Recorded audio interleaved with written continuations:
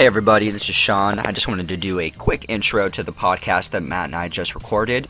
And we're talking about my first couple of days down in the jungles of Peru, where I spent 10 days down at the Spirit Quest Sanctuary to enjoy the healing powers and the beneficial properties of Ayahuasca and Wachuma and Bobasana and Vilca and just the loving power of being around like-minded people, and it's really quite an adventure. And this is part one of the Ayahuasca podcast that Matt and I will be doing, so I hope you guys enjoy. Thank you.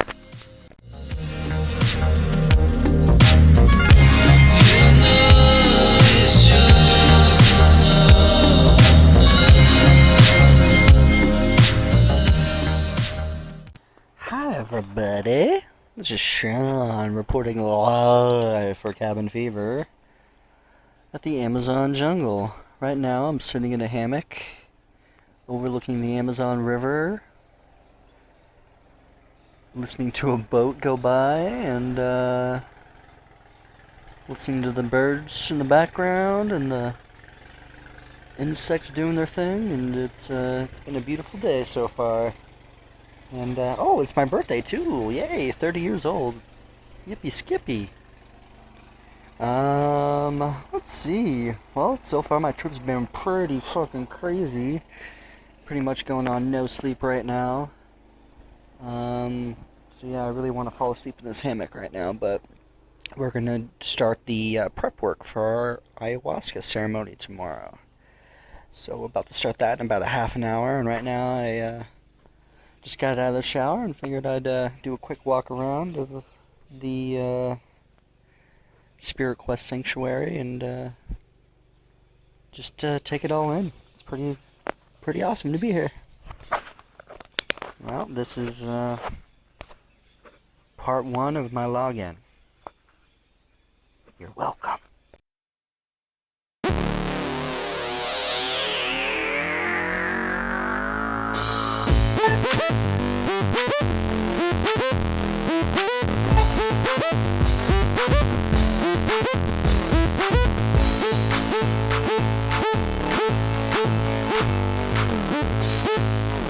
Cabin fever.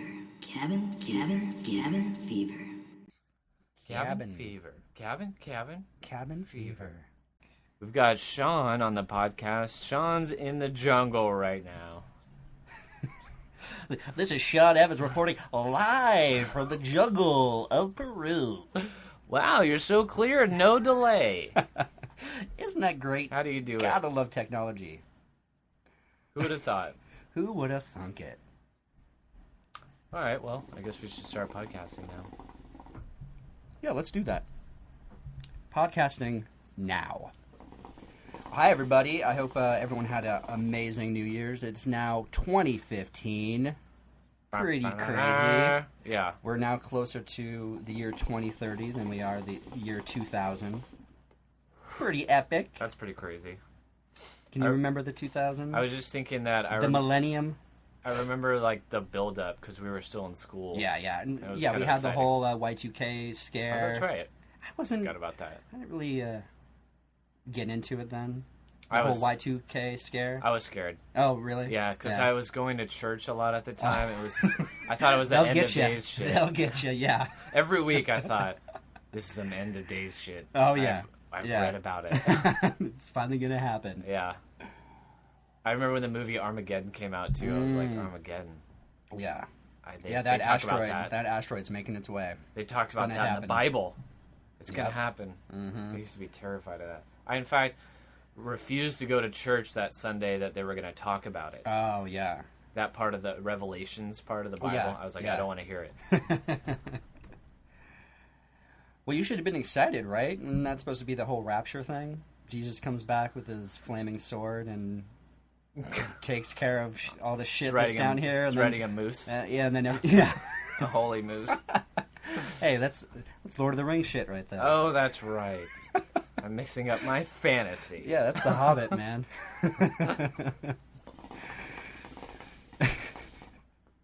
No, I was not excited about it because I thought it was real. And Yeah, I guess as a Christian, you're supposed to be excited because you're going to go to heaven. Right, I was yeah. just, I think, more scared of dying. Yeah, that would have sucked. Totally sucked. Yeah. I was stoked because my little group of friends, we'd always get the sparkling apple cider. You know, those big bottles. What is it, Martinelli's? Martinelli's, yeah. Yeah. Just get sugar buzzed and just enjoy the night. We gonna get... Oh, yeah.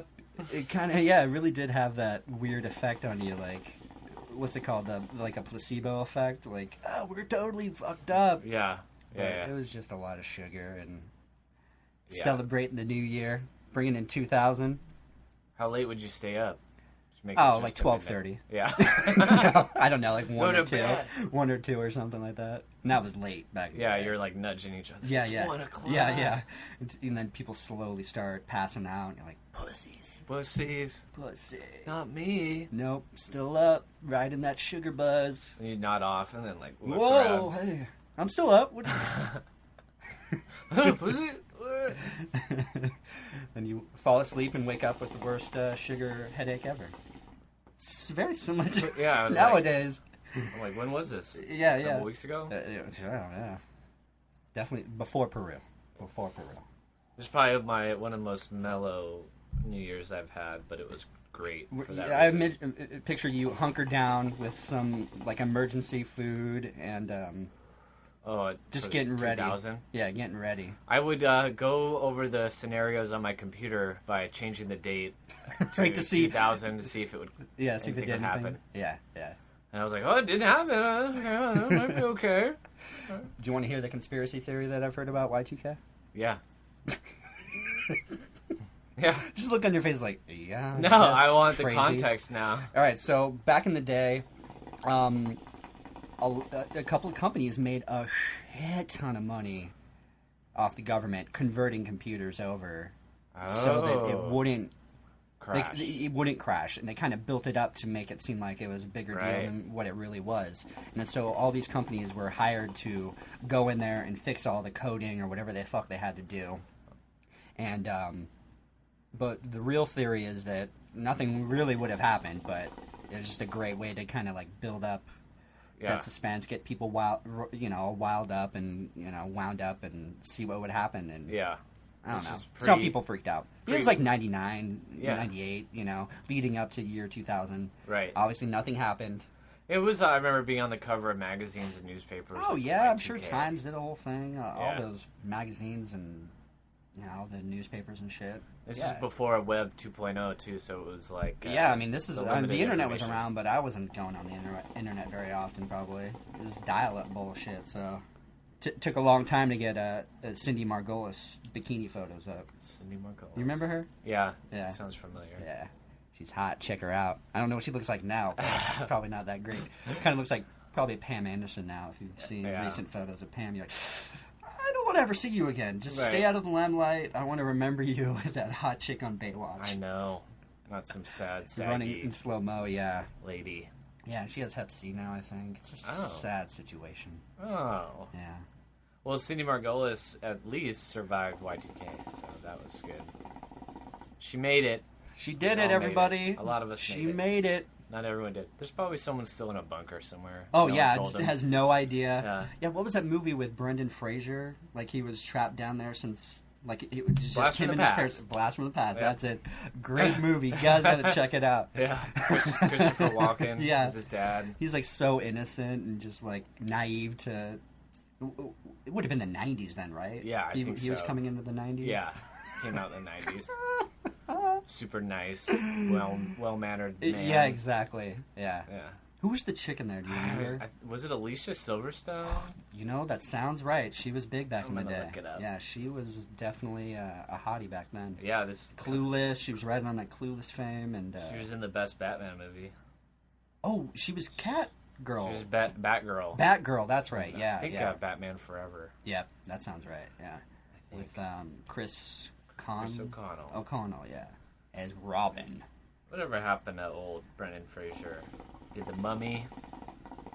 It was George of the Jungle. Oh, that's right. Yeah, yep. Titan And, Blast from the Past was the first one that came up. Yeah, that was a good one. It was Alicia Silverstone. Okay, nice. Yeah, yeah. I wonder what she's doing these days. Probably had some kids. Living off the Clueless money. She married the guy from this band called Rooney. They had like one hit back in the 2000s. She's probably thinking he was going to get a couple more hits than just that one, but hey, can't all be superstars. Oh, she was in the George Clooney Batman movie. Batman and Robin. Yeah, that's what I was picturing. Oh, okay. I was thinking of the Val Kilmer one. Oh, that's right. Val Kilmer was Batman. I forgot about that. Batman Forever. He was only once, right? Yeah. He was Batman? Yeah. The forgotten Batman.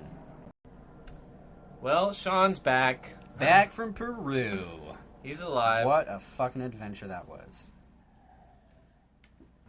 You want to dive right in? You want to ask me some questions? How do you want to tackle this fucking huge epic story that I have to tell? Well, I don't know which story is better. Your trip to Peru or my trip to LAX. So, let's start with that. Let's go with yours. No, mine is nothing. Right, yeah.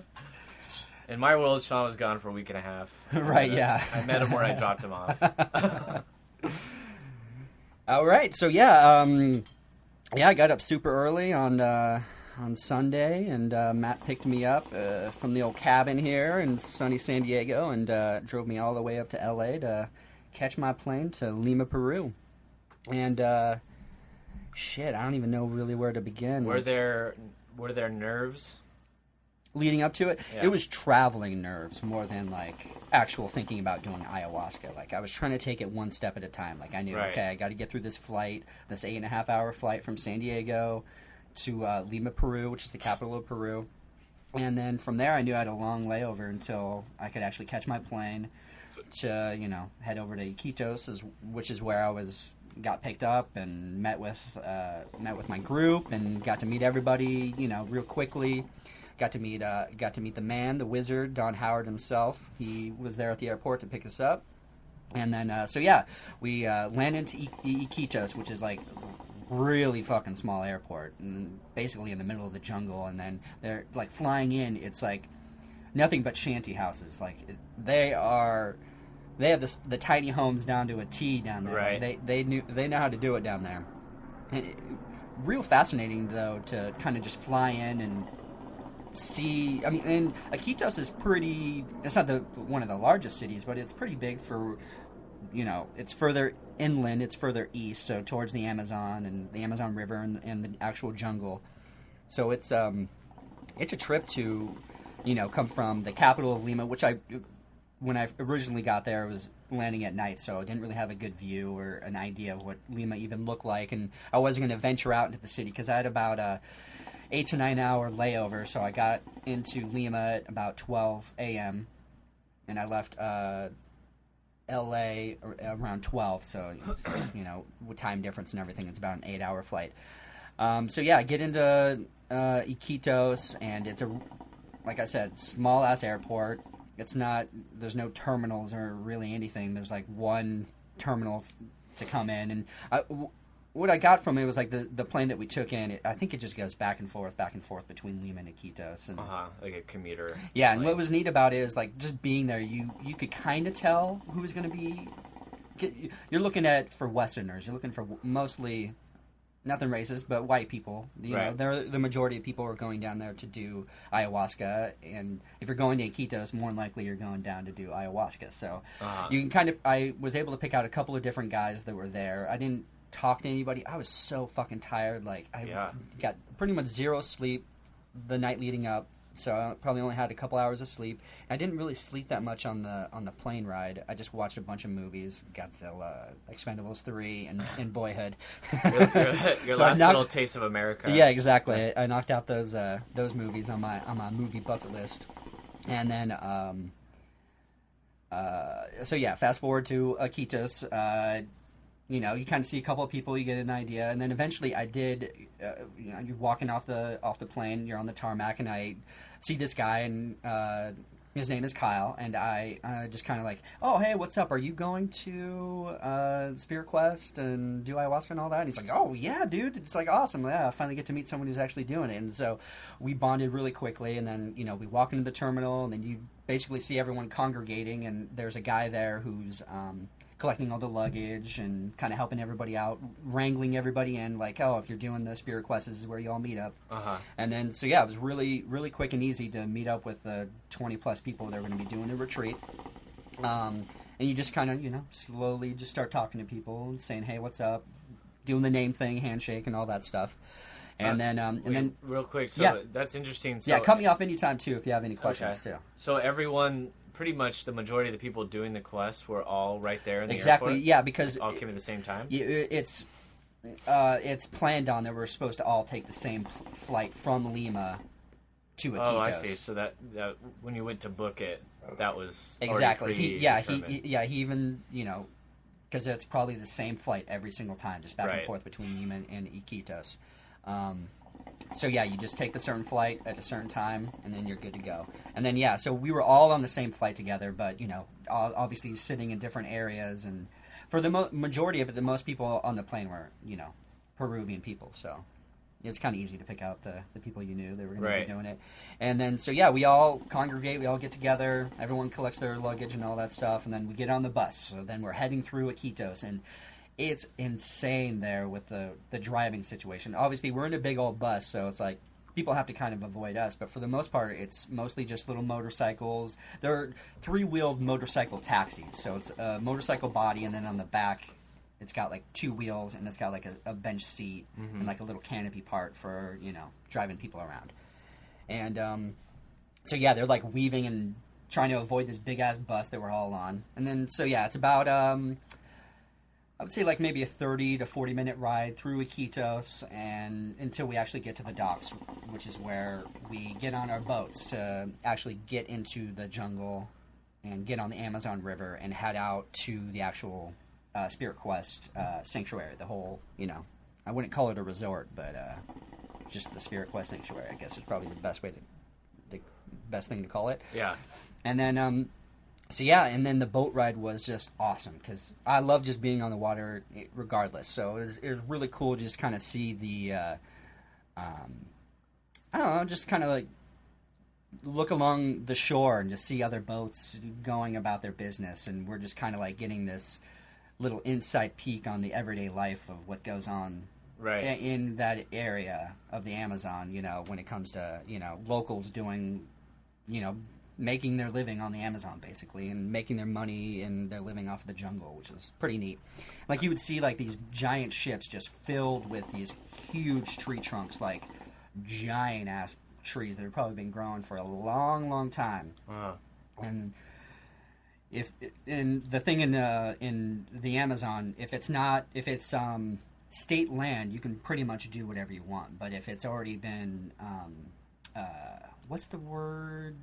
Homesteaded. Okay. If it's already been kind of claimed, then that's kind of your property. That's your area. You can't go on there and cut down trees, or a lot of people go down there poaching. Like they'll get exotic birds and sell them and all that stuff. Right. And then so yeah, we're making our way along the river, just getting it's just surreal being down there in the first place. And then so yeah, that's probably about another like 30-minute ride on the boat. And then eventually you just, we're like weaving and winding throughout the river. And we weren't technically on the Amazon. We were like in an offshoot river, but we all called it the Amazon. So yeah, we're making our way, and then we finally see it. And then there it is. And then we actually drove past a couple other places, like hotels. They weren't necessarily like ayahuasca retreats, but there were other places that did do ayahuasca along the way, I'm pretty sure. But yeah, so... Yeah, and then so yeah, we're not driving, but we're on the boat and we're just kind of observing it, and then so yeah, we'll see like little, big thatched huts and a bunch of other cool stuff, and then just little houses that people just kind of, planted their flag and started building, and that's where they live. How long was the boat ride? It was about 30 minutes. Oh, okay. Yeah, it wasn't too long, 30 to 40 minutes. Was there a lot of conversation happening on the boat, or was everyone kind of just travel? Yeah. Well, obviously there were 4 boats in total. One boat had all the luggage, and then 3 other boats had everyone else kind of spread out. And there was some conversation, but it was kind of loud on the boat too, so it's kind of hard to have like a real deep conversation. But just kind of saying hi, what's up, giving your name, and just kind of getting to know people type of thing. And then so we finally get there, and we all kind of congregate together in a big group, big circle, kind of like a meeting sesh. And then Don Howard, he's the main guy. He's an American. He's been doing this retreat for over 20 years, and then he's been down in Peru for 50 some odd years. Wow. He's in his early to mid 60s. I kept hearing different ages, but I'm pretty sure he's about 62, 63. It's like the mythical man. Yeah, but I mean, he's still that age. really, he's spry. Like, I mean, he's doing what he loves, so it's not like I never got the idea that he was like an old man or anything. Right. Like he has a lot of energy, and he exudes a lot of positive energy, and just he's like an all around nice guy. So when and then I'll take a step back. So like when we all got to the airport and we're all getting on the bus, Don Howard was actually there, and we all introduced ourselves to him, and he all kind of knows who we are, but kind of putting the name to the face type of thing, because most of us have just been corresponding through email. But yeah, you get there, you're like, oh, that's Don Howard finally, and you watch the documentaries and you hear people talk about him, and then bam, he's finally there. Give him a big old hug, give him your name, get on the bus. So yeah, we all get together. We get in a big circle. We're all, kind of anticipating what's going to happen, what's this going to be like, and so he just kind of gives us a nice generic version, just kind of like a quick synopsis of what the 10 days is going to entail, and then eventually we get broken down into our we get our room assignments, and then we get who we're going to share the room with. And oddly enough, the first guy that I talked to was Kyle, and he and I ended up becoming roommates. And I couldn't have asked for a better roommate. Like, he was really cool. He was 28, so he's 28, and he was on the younger side of people, which I was surprised. I thought there would be more people in their 20s, younger. But yeah, it seemed like most of the people were either in their mid-30s to most people in their mid-30s, and then a few older guys. The oldest guy there was Bernie, who was really, really cool. He was 62, I believe. Really spry, too. A lot of energy. And he'd done ayahuasca a few times. He had done it in another part of South America. Damn it, I forget what area. But and then he was also there with his brother. And then this older guy, Scott. I'm pretty sure he's in his 50s. He's from Canada. Really cool dude. Lots of fun stories from that guy. And then so yeah, I get bunked up with Kyle. Awesome dude. Couldn't have asked for a better roommate. We get in our roommate. We're kind of able to shower, kind of settle in a little bit, and then we go have lunch, and then have like an even. It was probably dinner at that. No, it was lunch at that time. So yeah, and then like for us, like mealtime was like a great time to just kind of shoot the shit, get to know people. They had like 4 or 5 different tables, sat like 4 or 5 different people. So every time that you ate, you usually sat with a different group of people, because people would show up at different times, and you're just like, hey, I haven't sat with you guys yet or talked to you, so it's just a nice little social gathering, and then the food there is awesome, like really, really good. And with doing ayahuasca, there's it's called the dieta, which is a certain diet you're supposed to have. So you got to really eliminate sugar, salt, processed foods. Like, you really want to try to have a nice clean diet going in to do ayahuasca. And that's just I forget the actual reasoning behind it, but it makes sense. I mean, clear your body of all the things that might hold you back or slow you down type of thing, right. Or maybe block you mentally, that type of thing. So then when you get there, all the food is very organic. I wouldn't call it bland, but just no real seasonings, no salt is added to it, but it all tasted really, really good, especially, because we weren't really able to eat anything on the flight because it wasn't like didn't fall under the proper diet, Right. So when you get there finally, it's like you're starving and you can't wait to eat. But it's all fresh food, rice, beans, fresh fish right from the from the Amazon. Did they like email you ahead of time about the diet? Oh and yeah, tell you- absolutely, yeah. Okay. Right before you go. I mean, it's even listed on the website, but he sends you all the information through the email, so you can just read through everything beforehand, just to know what to expect and know how to kind of tackle the experience that you're about to embark on. Yeah. Cool. And like at breakfast time, you can usually have like eggs, and you can order it however you like it. Scrambled eggs over easy, fried, however you like it. Veggie omelet or anything like that. And then you're also supposed to avoid any pork products and red meat and things like that. So like leading up to it. I think next time when I go, I'm going to start the diet, even have a longer period of being on that diet, because I left myself about 4 or 5 days leading up before I even left, and we still had like another day or two before we were even going to do ayahuasca by the time you get there. But I think I'm going to have to be a little bit more strict about my diet next time I go. I think it's just more beneficial, and it's really nice to just have the opportunity to eat like real organic food. Like, I mean, all the fruit had seeds. Like, when's the last time you had watermelon that had the black seeds in it? Like, sometimes you get the little shitty seeds that didn't quite develop, but Yeah.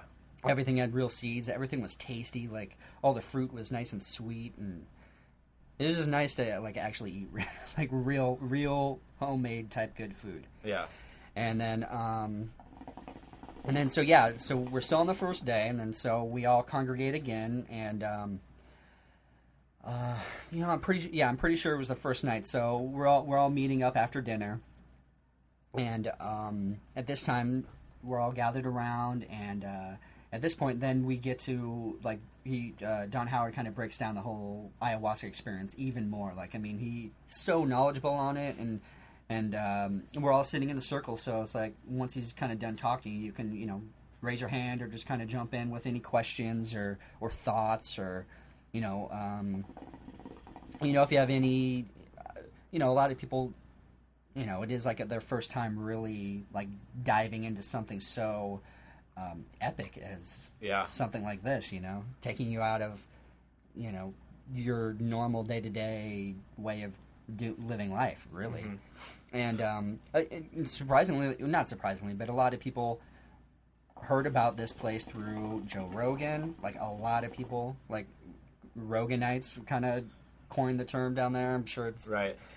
So a lot of people were down there for a Rogan or Amber Lion. A lot of Graham Hancock fans. It's like we're all like collectively kind of heard about this place through them, and some people just kind of found it on their own without the help of Joe Rogan, which is funny because Joe Rogan's never even done ayahuasca. He's just had people on, like Aubrey Marcus, who's an awesome example, has had him on a bunch of times to talk about ayahuasca and all his different adventures with it. And Were the people that found it on their own, were they like surprised or intrigued by like the podcast and like things that people were talking about? I'm sure they were. I never really talked to them like about that, really. But I'm sure. I mean, it had to be like, oh shit, what all these people? Yeah, what's going on with this? Yeah, I got to check this out. Yeah, and that seemed like it was the older people. But it's podcasting is more the younger person's going to go out of their way to like download a podcast and listen to a 3-hour long podcast with Aubrey Marcus on talking about giant snake UFOs and all the shit. Right. Good shit. And was Kyle one of the Roganites too? Oh yeah. Okay. I think because Don Howard does the rooming situation, so I think he probably read through our emails. Kind of, you give an idea of why you're going down there, like you write it out for Don Howard, and I'm sure Kyle and I were very similar because I mentioned Aubrey Marcus and Joe Rogan and Amber Lion. Like, I would not doubt that Kyle mentioned the exact same thing. So, and ages, he tried to like people in the same age range too as well. So, yeah, I'm sure yeah, I'm sure we just matched up in the, Yeah. you know, in the, yeah, I don't know, but yeah, so, and then, so yeah, so we're all together. And at this point, we all get a big bucket of chacruna leaves, that's what has the real DMT in it. And then we have a huge pile of the ayahuasca vine, and we all got these big buckets of the chacruna leaves, and it was our job to kind of just break them up, you know, really, you know, break them down, rip them apart, and, you know, get a good pile of fresh chacruna leaves that are good to go. And then we had a mallet, and we all got a turn to, like, you know, get a piece of ayahuasca and just smash the shit out of it, you know, really break it up. So for the following day, when we were getting together to brew it up, you know, collectively as a group, you know, it was nice. It seemed like every step was its own little ritual leading up to the main ceremony, you know, type of thing, which was really awesome. And it all brings us together because, you know, it's a nice way of kind of connecting, and we all know we're coming together to do something very different, and you know, a lot of people wouldn't take that huge plunge, you know, even just to go down to Peru and try something different, you know. And then so yeah, we're all together. We know we're collectively, you know, each step we're taking, we know we're getting closer and closer to actually doing the ayahuasca ceremony. Is there that? Could you feel that kind of build up? Like, oh, maybe for sure, tension? yeah. I mean, because we're all talking about it. You know, Okay. we're all kind of, and at this point, we're all kind of like, you know, giving a brief description of kind of why we're all going, why we came down, or you know, just kind of getting to know each other. You know, a lot of IT people and just random jobs. Like, that's what I was kind of curious about. Like, why, you know, what do you do? Why are you down here? You know, Yeah. that type of thing. And so yeah, and then after that not ceremony, but you know, after we all came together and did you know, basically getting all the ingredients ready for the brew the next day. And then so yeah, fast forward to the next day, and we all get together. We take a nice little hike down through the jungle to the actual brewing area. Don Robert's there. He's the ayahuasquero, and then his son Don Carlos. I'm pretty sure he's in his 30s, and he's kind of he's apprenticing with his father, so he's kind of next in line to kind of take over when Don Robert is. You know, I have a feeling he'll probably do it for as long as he can, type of thing. But he's in his 60s. He's got to be in his mid 60s. I heard different numbers for his age as well, but he's in his 60s as well. He's an older gentleman, but really, I wish I could speak Spanish. That's one of my big regrets. Like, I really wish I could just speak fluent Spanish and just have, like, a good conversation, or just, like, really explain how thankful I am for everything that he did the whole week that I was there, you know, 10 days I was there. But yeah, so he's a really cool guy, and of course Don Howard speaks English, which is great. Yeah. So you can ask him anything, or any, you know, any questions, or if you're feeling weird about anything, you can ask him anything, and I'm sure he's heard it before, or he's got a great answer to help you out, to calm you down and make you feel good about what's about to happen.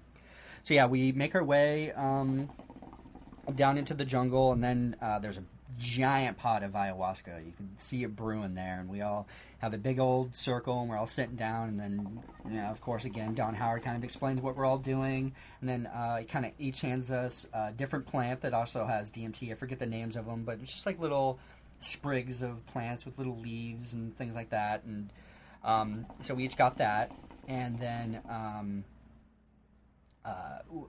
we kind of go up in groups of 3. We go over to the ayahuasca, and okay, and then sorry, there's so much to all this story. Yeah, I'm just now remembering. So yeah, we each individually got a mapacho, and a mapacho is a black Amazon tobacco. It's way different than the tobacco we have up here. Obviously, no chemicals are added to it. This is like pure tobacco. Like, this is the good stuff.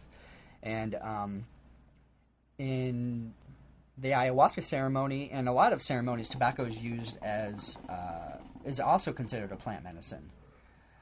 And after doing this whole ayahuasca thing, I could definitely see why it is, like, truly like a real plant medicine. Like, if it's used properly and not just to, like, get a buzz off of or whatever. You do get a little bit of a buzz off of it, which is a good thing, you know.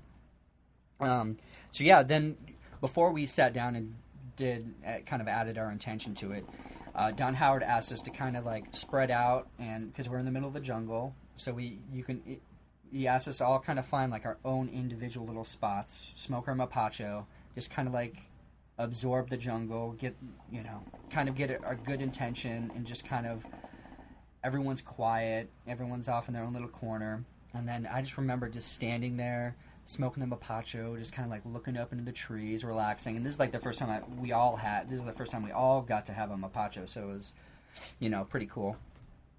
And then so yeah, we're all just kind of like off in our own little worlds, and I'm just found my little spot and remember just like staring up into the trees and just like thinking to myself, wow, I'm fucking here. I'm actually here. I'm doing it. And just knowing that like the next night, actually it might have been it was that night that we were going to do ayahuasca later on.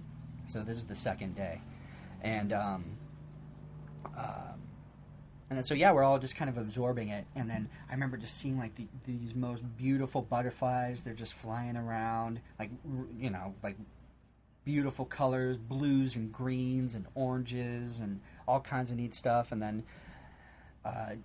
then you're just there and you just slow down and you just start to listen to the jungle. You hear the birds, you hear, things working their way around, in the bushes and things like that. And then I remember just seeing this giant ass fucking huge ass ant. It was like, had like itself like in this, like a fighting stance, like he saw me and I saw it type of thing. Nice. Yeah, it's pretty neat to see that.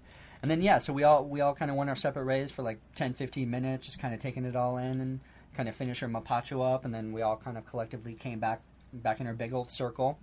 And at that point, then we got past our little sprigs of little DMT leaves and things to kind of add to the ayahuasca, and at that point we could get another mapacho, and then individually we all get to go up to the ayahuasca and kind of throw in our sprig, and then take a little puff of the of the mapacho and just kind of, I don't know, blow some good intention into it.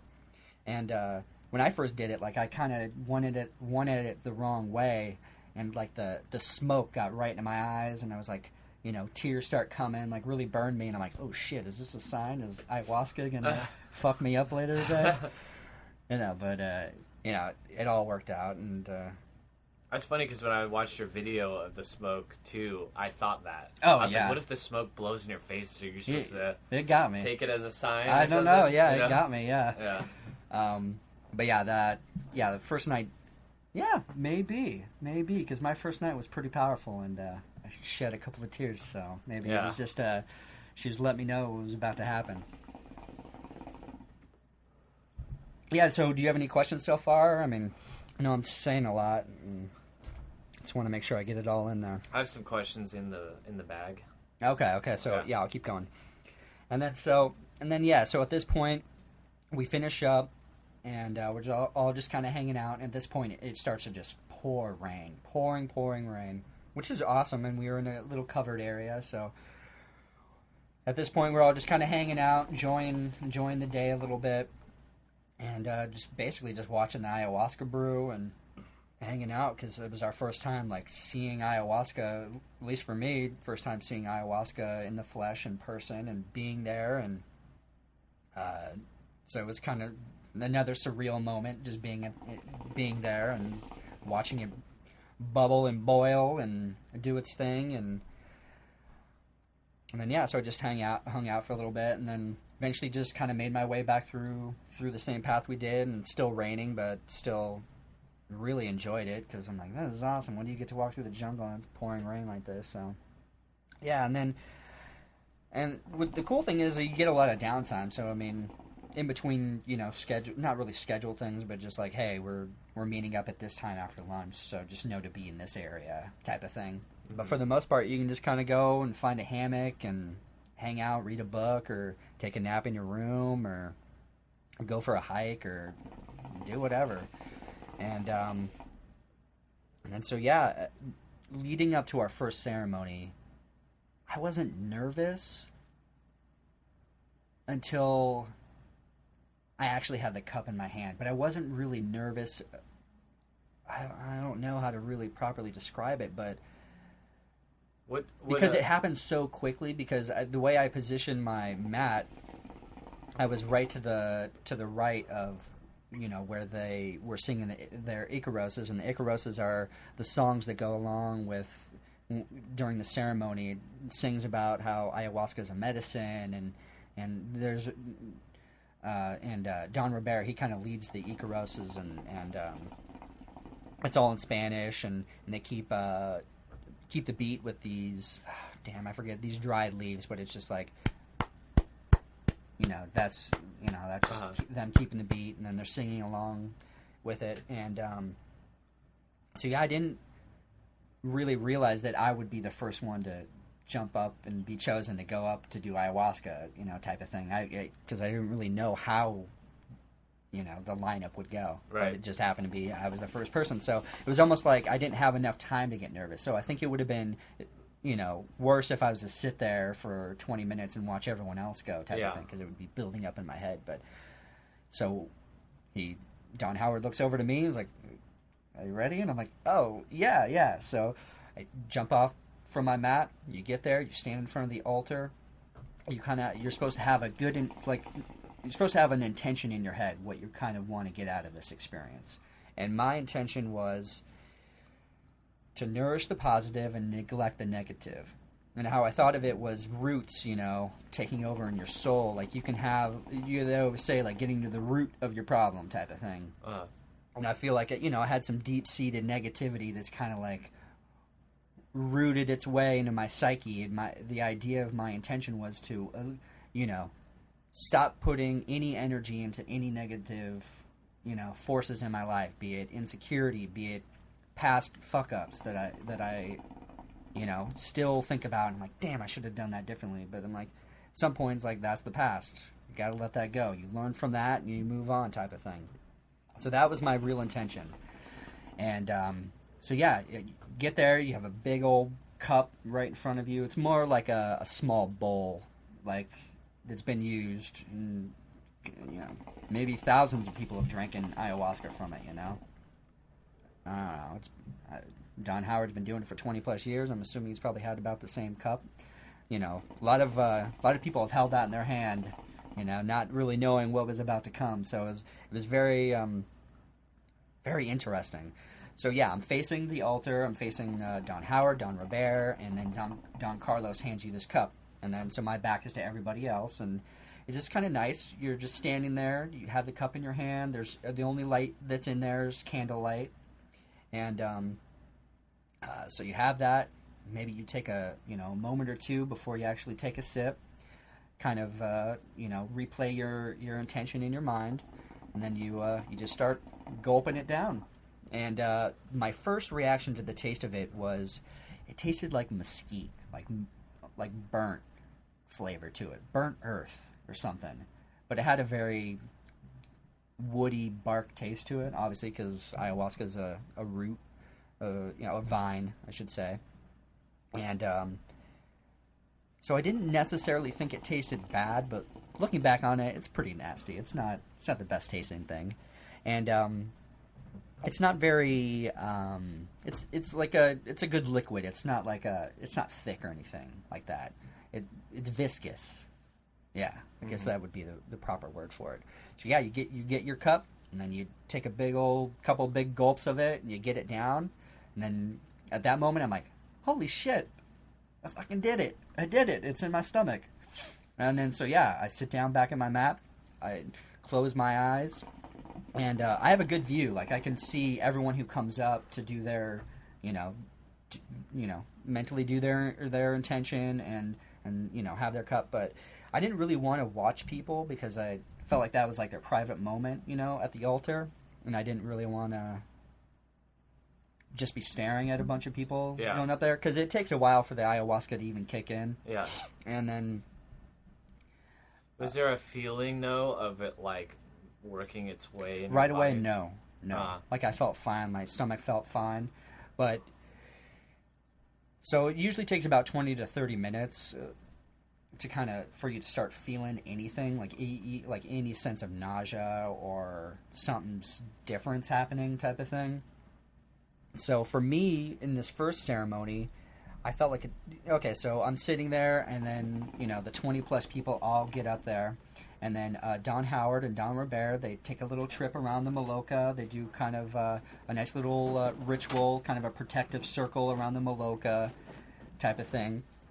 Because we're all kind of like in a vulnerable thing, and if you believe in or you think about it, if there's negative forces that want to make their way in there to influence people, it's definitely possible. So before that, they go around, do a kind of a protective circle around the Maloka. Then they come back in, and then they slowly blow out all the candles to where it just kind of, eventually goes to complete darkness. And we're in the Maloka, there's no light pollution, so it's completely pitch black, unless it's like a full moon or something like that. But most of the nights were cloud covered, so couldn't really see any light or anything like that. And he tells you to kind of just keep your eyes closed, just so you can kind of be in your own little state, your own little area. And he tells you, if you hear someone next to you, if you feel like they're having a hard time, it's best to not, go over and try to comfort them or touch them or anything, because who knows what's going on in their psyche or in their head, and, might break them out of like a beneficial vision or something if you're to, disturb them or anything like that. So you basically are just trying to stay in your own little comfort zone. You stay, comfortable in your own mind, really. And then once all the lights are out, once all the candles are blown out, then they start up the Icaros, and it's really beautiful. Like, after a while, it's really calming and just nice. And how are your nerves at this point before it sets in? I feel good. Like, I'm excited. Like, I'm really curious about what's going to happen, really. Like, I really didn't feel too nervous or anything like that. I think I was anxious to see what would happen and things like that, and kind of wished I would have been in more of a relaxed state, because I was so fixated on just purging, like, because that, for some reason, I was equating like just purging. That's when like it really starts. That's when it really kicks off, and it really did for me, at least. I don't know about other people. But so in this first ceremony, I'm in my own spot, I'm kind of hanging out, and you can, the beauty about being on a mat, I mean, you can either lay down, you can sit up, or, do whatever you want. But for me, it took me a while to actually purge. Like, being the first person to do it, I was expecting, I'll probably be one of the first people to purge, and I'll be good to go. But that wasn't the case for this one. I felt like I was one of the last people to actually purge. So around me, I'm like, you start to hear people slowly start to purge, and it's just this huge crescendo, and it just kind of builds up, especially on this first one. Like, you could just, someone's just like purging their brains out, and your auditory and your visual and all these things are heightened, so everything sounds like it's right next to you. So it sounds like someone across the room is purging, like, right next to you. It's that, loud almost. And I don't know if the sound just carries, or just when you're in that state, like, your senses are really heightened. And then people start to purge, and it's just like hits this big climax of like people are just puke here, everyone's purging everyone around. I'm just like, what the fuck? And at this point, I did start to feel queasiness, and I started to dry heave a little bit, and just kind of clutching my purge bucket, and that's like right at the foot of your yoga mat or your little seating area. So you're wanting to purge. Yeah. So, was it? Yeah, kind of like you were manifesting, like, the dry heaving and stuff like that. Like, no, like, there's no, definitely wanted to puke. I definitely felt like I needed to puke. Yeah. Yeah, I guess that's what I meant. Like, like, sometimes if you feel sick, like you're hungover or whatever. Oh, you just, want to throw up. Oh, absolutely. Yeah, okay. That's definitely what it was like. And for a while, it got really frustrating. Like, I just want to fucking do this. Right. But I was, like, as I was doing it, I was starting to get visuals here and there. Uh-huh. And so I knew it was taking effect. Like, I knew the ayahuasca was doing what it needed to do, but I just felt like once I purged, it would really hit me full force. And it was getting to me because I was like expecting, okay, first one to do it, probably going to be one of the first to, purge. But, it didn't really play out that way. So at a certain point, I'm like, okay, I'm just going to lay back. I'm going to relax. I'm just going to, kind of get in a nice meditative state and relax. And then so right before, it's probably like one of the last Icaroses where they're just, sitting out there doing their thing. And eventually I was laying there, and then you kind of you have that feeling like, okay, this is it. It's going to happen. So I sat up real quick, got over, because I'm laying down at this point, so I sat up and then, leaned forward, and it just came out like a huge flood. Like it was just, it felt so good. Like I was so happy and relieved that the purging had finally started, and it was just such a relief. And that queasy feeling, it sucks to have that. It's just like in your stomach, you're like gurgling, and that it's just a shitty feeling, that queasiness. So yeah, and then immediately after I purged, and it maybe like a minute, just you purge, and then it's like, oh, here's some more, and then you purge some more, and is it just, and at this point, no one else is really purging. Like I'm one of the okay. last ones. So is it just the ayahuasca that you're purging? Or yeah, because we don't eat dinner, so okay. whatever we had at lunch, and I always tried to have like a lighter lunch, just so you usually digested by the time we actually get to the ceremony. And we usually started, I think it was around 8 or 9 is when we would start the actual ayahuasca ceremony. So yeah, we're at this point. You shouldn't have really anything in your stomach.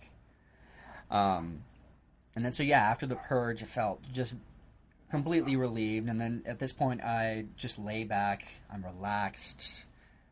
Just listening to the Icaros, which is really nice. Just kind of, it's nice and calming. And another thing, like they're all smoking mapachos, like right next to me, like Don Howard, Don Robert, everyone up there who's running the Icaroses and kind of running the ceremony. They're all smoking the mapacho, and the mapachos are like, every time I would get a good whiff of it, like before I purged, like it always kind of like brought on that feeling, just the smell of the tobacco would like kind of elicit that puke response. Like it'd make you want to like, okay, yeah, more mapacho, please. I want to just get this out of my system. Right. And then so yeah, I finally purge, and I lay back, and almost maybe like a minute or two after that, I just start getting these powerful images. I start to think about my childhood, and then I start getting these images of fun things that I appreciated from my childhood. And the first thing I saw was from the TV show Dinosaurs, which was on in the 90s. I'm pretty sure it was on Fox. Uh-huh. And if you haven't seen it, it's just these people in dinosaur costumes, and it's kind of like what was it, raunchy? Do you remember this show? Did you ever watch that? It was like a Jim Henson sitcom. Yeah. It was more sitcom than it was a kid. Yes, show. exactly. So the dad on that show pops into my mind, and then other things start flooding in, like Ghostbusters, G.I. Joe, all these like TV shows or cartoons start popping into my mind, and then my mom starts popping into my mind, and then I just start thinking about how because I won on my birthday, so this whole trip was kind of just because I was turning 30, and I just felt like it was a milestone in my life. It was like kind of a nice transition from my 20s into my 30s, and so the second day I was there, and I'm officially 30 at this point, I start thinking about my mom's mortality. Like she's going to be 55 in April, and I'm 30, and I'm just thinking like she's not going to be around forever, like it's. And then I just start getting all these images of her, me just hugging her, and just having all these like, just getting really flooded with all these emotions, and then at this point I start to really like if I was alone, I totally would have been weeping, like it would have been loud, audible cries, But in the ceremony, you got to be kind of respectful of people. If you're not purging, then you got to try to be pretty quiet, because you don't want to mess up anyone else's, vision or whatever they're dealing with when it comes to ayahuasca. You don't want to be, sobbing, and that's all people hear type of thing.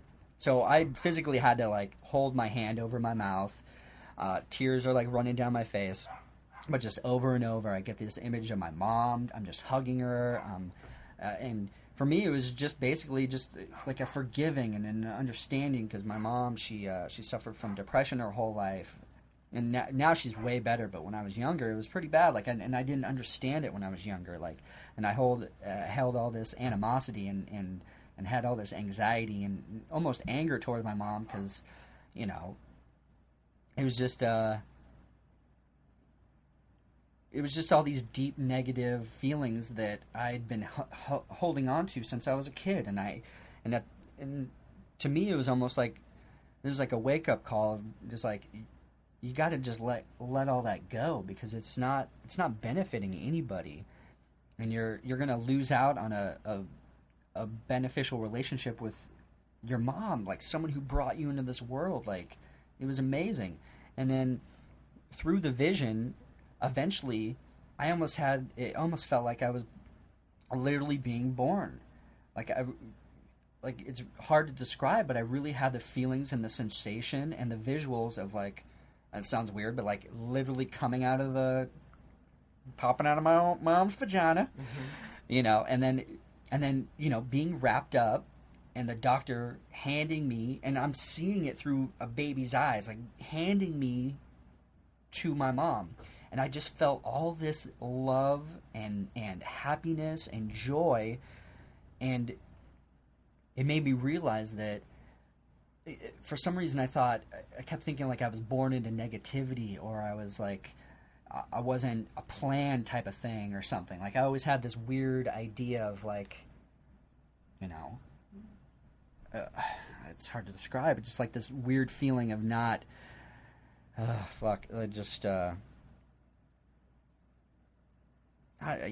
hard for me to describe right now, but I just remember feeling all this love and joy from myself and from my mom, and it just felt so good and so powerful. And at this point, I'm still crying, I'm still weeping, but these aren't tears of sadness or anything like that. It was like happiness. I felt so alive, and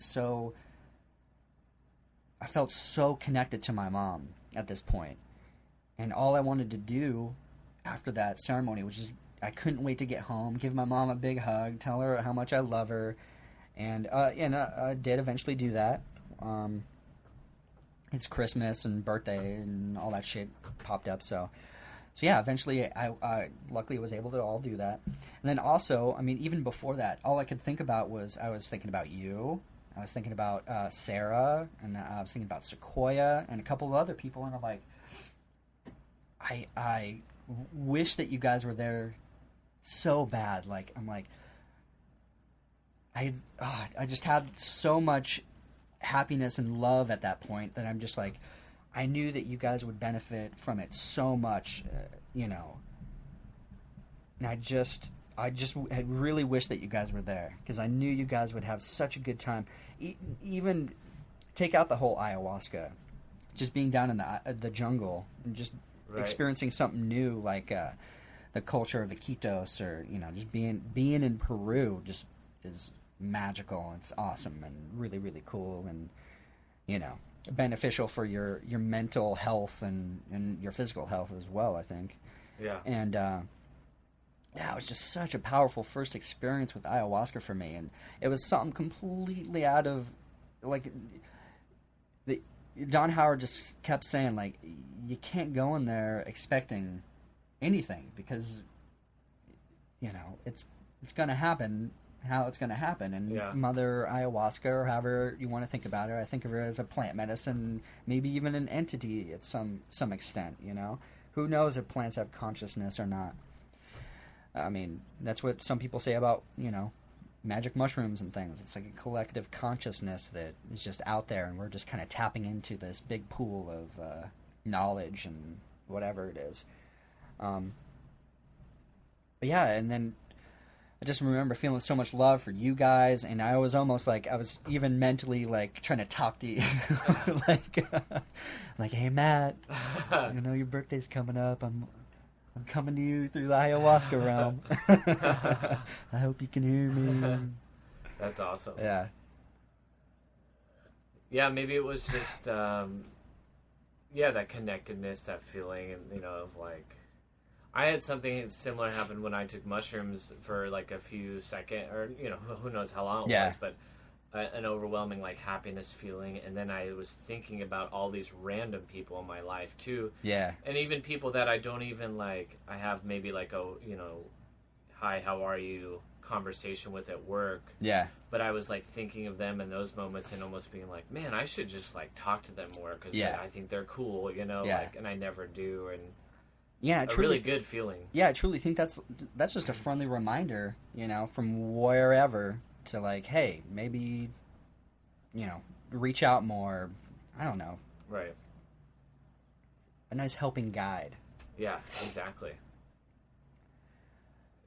But yeah, okay, and then so at this point, the ceremony's kind of winding down because I didn't really reach my peak until pretty much almost the ceremony was over at that point when I actually finally purged and then started having these crazy visuals of my mom. And then before that, I was really thinking about you guys, and I did have other visuals. It's kind of escaping me now. The ones that I could really think about on this first ceremony was I remember seeing, it almost looked like Native American women or just women, but they were dead, it seemed like I was getting the impression that they were dead. So I really don't know what that means. And then when you're doing it, like, you have your eyes closed and it feels like the room is lit up around you, almost like it feels like there is a light, but then you open your eyes and it's completely pitch black. So that's kind of a odd thing. And then before that, like, I kind of saw, like, with my eyes closed, you see, like, weird swirling patterns, and what I kept seeing, it almost looked like an eye, like it was an eye shape, and it just kept, like, closing, but then it would open up again, just just had a certain pattern and cadence to it, which is pretty neat. But yeah, and then after that, after I had my big visual about my mom and everything, then Don Robert and Don Carlos go around, and they individually give you a kind of like a private Icaros. They just kind of sing to you, and depending on how you're positioned or whatever, they take their the leaves that they keep the rhythm with. They'll either pat you on the head, or I was usually laying down, so they just pat me on the stomach or whatever, and then they're just singing this 4 or 5 minute Icaros for each person. Really, really cool. Like, and then it was at that point that I really realized what the word shaman meant. It wasn't just like reading it in a book or watching it on a documentary, on a YouTube video or whatever. Like, he truly did care about everybody in that room and took the time to go around, make sure everybody was still doing okay. And like, if you were ever like having a weird trip or anything crazy was happening, you could call, raise your hand or call out for Don Robert, and he would come over and help you. Or you can call out for Don Howard and maybe talk you through whatever you're going on in your head, if you're if you can't handle whatever's going on in Mother Ayahuasca. And so everything was done in a very nice, comforting way that you knew you weren't, if you felt like you were getting into shit, you always had that kind of ripcord type of thing. And they also had some ladies there, like if you need to go to the bathroom, you just yell out Banyo and they'll come by and help you to the bathroom or whatever. And then, usually you're supposed to come back and just kind of, wait it out, especially if you're in the throes of ayahuasca. And ayahuasca is very similar to, if you've ever done mushrooms, because it's kind of a roller coaster ride. Up and down, up and down. One moment you kind of feel like you're not really in it, and then bam, you just start really, riding that wave of visions or anything like that. And I didn't really have anything to... I didn't feel like she was speaking to me necessarily. Like, I didn't have any, like, some people have, like, auditory, conversations with her, like, within their mind, Mm-hmm. At least on this experience, on the first ceremony. How should we break this down? I was just going to say, yeah, I was just going to let you wrap up. Yeah, okay, so yeah, I'll wrap up the first ceremony and all that goodness. So yeah, and then after the ceremony, they put on one candle, and you just kind of hang out. I mean, some people you can sleep in the Maloka if you want, or you can just hang out until you're ready to feel like you got your legs about you. Because, I mean, you're sitting there for a couple hours and you're going through something pretty emotional, so you almost feel like you're getting up and you're like, oh, wow, this is like, I got to sit down for a little bit longer. Right. So that's kind of what I did, because I, like I said, I kind of peaked later in the ceremony. And then, so yeah, I just kind of laid there for a little bit. One candle's on, so it's not like too bright in there, but it is right to my left, so it's like pretty bright for me because I'm right next to it, really. So yeah, I just kind of hung out and just waited there, and then whenever you feel ready, you just head back to your room. I slept fine, felt great, and for me, it like started having really crazy dreams, and just which I'm totally fine with, which is also probably, I stopped smoking marijuana after a while, so that kind of gets your... Yeah, actually, no, I do have dreams even when I do smoke weed, but it was even more heightened because it'd been like a week or two since I would actually smoke, so... Yeah. Good dreams. I don't really remember too many of the dreams, but they're pretty funky. They're pretty crazy.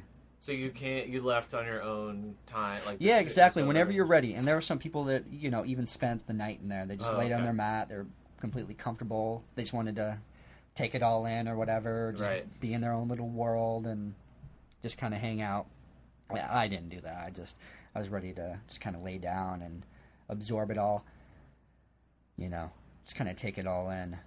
Because, so many... what I can say is that everyone had a completely different experience. Everybody. No one, I think, ever had anything too similar. Maybe a couple of similar visions in a way, but everyone took it differently, had different emotions when it came to it. It's just fascinating to see really the differences in people's visions and experience with ayahuasca. And even on this first trip, like, some people said they didn't even purge, or if they did purge, it was more of a milder experience or something, they didn't really have too much enlightening happen, or maybe they did and they didn't want to share type of thing. It's totally fine. So I'll just fast forward and then we'll end this one, and we'll make a couple of parters because still have a lot more to talk about. Right. And and then the next day, after doing ayahuasca, it's like a free day. You just kind of chill, you decompress, you take it all in, because, a lot of us kind of went through a lot of emotions and just kind of processing everything that went down from that day. And so, free day, you go chill in the hammock, or do whatever. And then, of course, we all meet up for breakfast, and we're all like, hey, what happened to you? What was your trip like? What was this like? All this stuff, and that's great. Like, I love those moments. That's what I really, really miss, is just kind of meeting with people and talking, or just hearing their stories, Right. It was fascinating.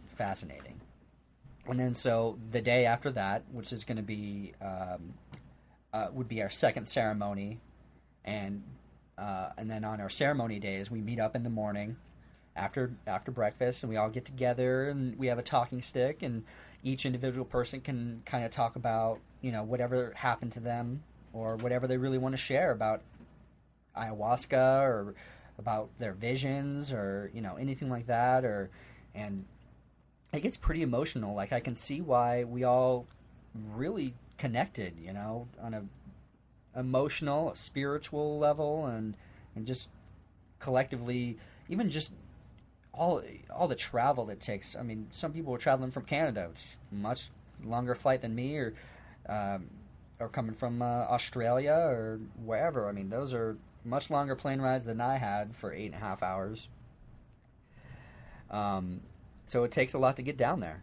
But yeah, so it's great to kind of be in that talking circle and just share whatever you want, and then once you share, you can pass the stick along, and then once we all, share whatever we want to share, then it's like kind of a free-for-all. Like, if you want to, touch base with someone else who had like a similar experience, or you want to, ask Don Howard a question or whatever, you can. It's all like a free-form, open conversation, which is really, really beneficial, I think, and very, very helpful when you're going through something like this. And that's why I personally think that, doing ayahuasca in certain situations it's doable. Like, you're probably going to experience stuff, but I think the way to go about it is definitely in like this retreat type of format, when you have true shamans and true masters of ayahuasca and the experience they're going to go through, and they will guide you step by step and comfort you and do anything they can to walk you through. It's not traumatic. It can be, I guess, traumatic in a good way, so it's good to have a helping hand there. And everyone there is amazing, and then we're all helping each other too, in a way. We're all learning from each other. We're all taking little bits and pieces from each other in a positive way, as opposed to like, there's some people out there that just absorb your energy and you feel like you're drained after being around them because they just suck the life out of you. They got what they wanted from you and then they left, type of thing. Right. I don't know if you've ever had that experience. I've had that a few friends or acquaintances like that, and just at a certain point you can't be around them. But why'd you look at me so deeply when you said that? For the listener, sorry, I'm just kidding. He did it. Yeah, Matt, you goddamn leech. I'm a vampire. Yeah, that's a good way of putting it. Yeah, psychic vampires, they're out there. Right. No, I do know what you mean, though. Mm-hmm. Yeah. Ex-girlfriend, maybe, or two. I don't know. Just kidding. JK. But yeah, so this is part 1 of my ayahuasca journey, yeah, because we want to we keep. should wrap it. Yeah, we want to keep these at a level to where you guys can listen. And when it comes to editing, I don't want to try to edit a 3-hour-long podcast down. So this is just the first part, and this is just the first couple of days, and there's a lot more to share. And I hope you guys join Matt and I on part 2 of ayahuasca. Cheers. Well, before we if you have, especially if you have any questions, you want to tie this up with a nice little pretty Sean's bow. already told me most of this when I picked him up, so it's good to hear recounted. But for like the record and everything, I'm so glad you went. Oh, so yeah, glad thank to you. be a part of it, my little way. It was awesome to watch you do it, and it's awesome to like have you back now and recount it. And so like I'm excited for that. Yeah, that's all. Thank you, sir. Thank you. All right, guys, we'll see you next time. Adios. I am a wild child, yes I am. I love the country and I wanna run free, and I don't wanna live up to anyone's plan. I wanna feel the good vibes and I wanna feel the sunshine with you by my side. I am a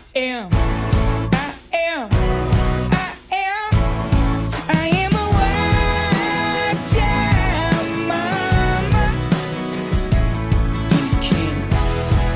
You can hold me tight if you wanna hold me tonight.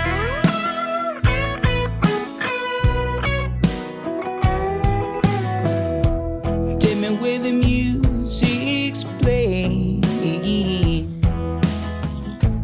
Get me on the dance floor and pull me a little closer, and I am a wild child, yes I am. I wanna feel the good vibes and I wanna feel the sunshine with you by my side.